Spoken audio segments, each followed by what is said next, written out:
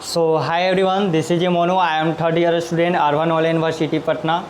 Guys आज जैसे कि आज जोसा काउंसलिंग का फर्स्ट राउंड का सीट अलॉटमेंट होने वाला है। तो फ्रेंड्स आज जब सीट अलॉटमेंट होगा, जो भी आपका सीट मिलेगा, तो उसमें मैं आज के वीडियो में बताने वाला हूं कि क्या क्या आपको डॉक्यूमेंट्स अपलोड करना पड़ेगा। साथ साथ आपको जब डाउनलोड सीट अलॉटमेंट, तो पहले तो आप यूज़र आईडी और पासवर्ड डालकर देखिएगा, तो आपको सीट अलॉट कर देगा। जो भी कॉलेज रहेगा वो दिखा देगा। और जब आप सीट अलॉट में रिजल्ट डाउनलोड करने जाइएगा तो 3 तरह का ऑप्शन आएगा। फर्स्ट में फ्रीज रहेगा, फ्लोट रहेगा और स्लाइड रहेगा। ये तीनों चीज़ें क्या हैं, इसके बारे में फुल डिटेल्स करने वाला हूँ। और फ्रेंड्स उसके बाद आपका जो फ़ी है कितना लगेगा, कितना आपको ऑनलाइन ही पे करने पड़ेगा। उसके बाद आपको मैं बताऊंगा कि आप जब सीट अलॉटमेंट कर लेते हैं तो उसके बाद कुछ उधर से आपको कुछ भी गलती होता है तो आपको उस तरह से क्वायरी कुछ आएगा, तो उसको कैसे हैंडल करना है, क्या आएगा, इसके बारे में फुल डिटेल्स करने वाला हूं। तो चलते हैं, स्टार्ट करते Engineering Channel Monu.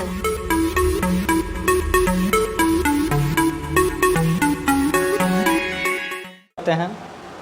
तो फ्रेंड्स सबसे पहले मैं बता देता हूं कि आपको जब सीट अलॉटमेंट डाउनलोड करने जाइएगा तो 3 तरह का ऑप्शन आएगा, फ्रीज, फ्लोट और स्लाइड का। ये तीनों चीज़ें क्या है इसके बारे में बता देता हूं। जैसे फ्रीज का ऑप्शन आते हैं तो मैं आपको बताता हूं कि जब चॉइस फिलिंग किए होंगे तो बहुत सा कॉलेज आप डाले होंगे। जब कॉलेज डाले होंगे तो मान लेते हैं कि 10th नंबर का कॉलेज कोई इलाहाबाद का इलेक्ट्रिकल ब्रांच मिल गया है। फ्रीज का ऑप्शन समझ लीजिए, कोई आप चॉइस फिलिंग किए होंगे तो 10th नंबर का कोई इलाहाबाद की इलेक्ट्रिकल ब्रांच मिल चुका है और आप चाहते हैं कि पार्टिकुलर इसी कॉलेज में इलेक्ट्रिकल ब्रांच ही मिले, तो आप फ्रीज पर ऑप्शन क्लिक कर आप डाउनलोड करिएगा। सेकेंड, फ्लोट का ऑप्शन कब चूज करना है आपको।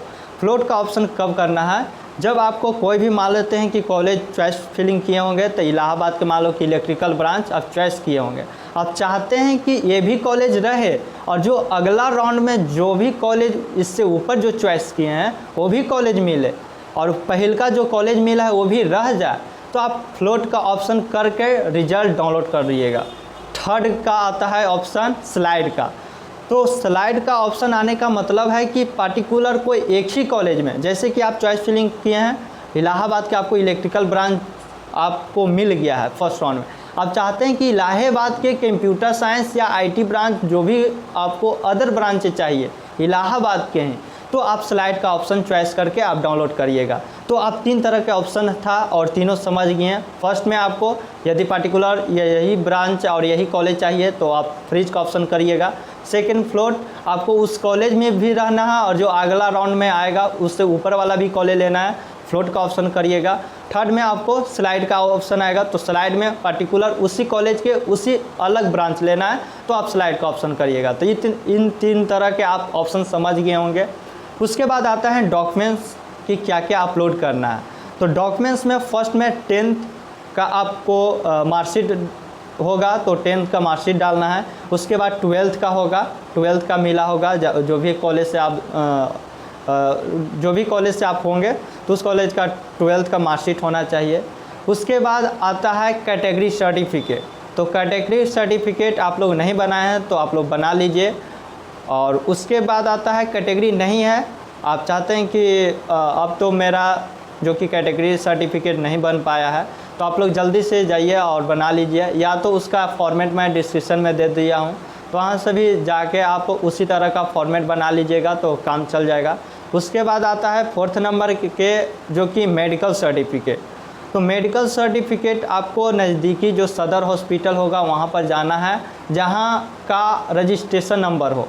सदर हॉस्पिटल में आपको रजिस्ट्रेशन नंबर मिल जाता है, तो वहाँ पर आपको जाना है। और मैं फॉर्मेट दे दिया हूँ जोसा काउंसलिंग में जो फॉर्मेट लगता है मेडिकल सर्टिफिकेट का, तो मैं डिस्क्रिप्शन में दे दिया हूँ। तो वहाँ से फॉर्मेट को प्रिंट आउट करा के और जो भी फॉर्म में मांगेगा, डिटेल्स मांगेगा, वो फिलअप कर लेना है। उसके बाद जो भी आपका सदर हॉस्पिटल है नज़दीकी में वहाँ जाना है, रजिस्ट्रेशन नंबर लिखा लेना है और उसके बाद अपलोड कर देना है। तो ये 2-3 तरह के समझ गए हैं। और उसके बाद है कि फ़ी की मैं बात करता हूं फ्रेंड्स, तो आपको ऑनलाइन पे करना होगा। यदि आपको सीट अलॉट हो जाता है तो कोई भी कॉलेज है, यदि आप सीट अलॉट हो जाता है तो आपको फ़ी करना होगा। कितना करना होगा, जो भी स्टूडेंट जनरल कैटेगरी के होंगे, ओबीसी से बीसी या ईबीसी कैटेगरी से होंगे तो उनको 35,000 लगेगा, और जो SC ST कैटेगरी से आते हैं उनको 15,000 लगने वाला है।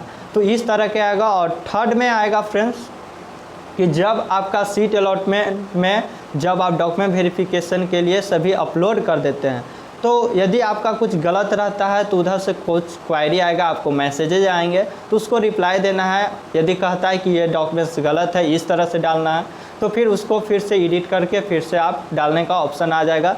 तो आपको जो कि 23 तारीख को 10 बजे आज सीट अलॉटमेंट होगा, तो इस तरह से कर लेना। और कोई भी क्वायरी होता है फ्रेंड तो आप लोग कमेंट कर सकते हैं, मैं फुल सपोर्ट करूँगा। तो चलते हैं आप लोग, थैंक यू।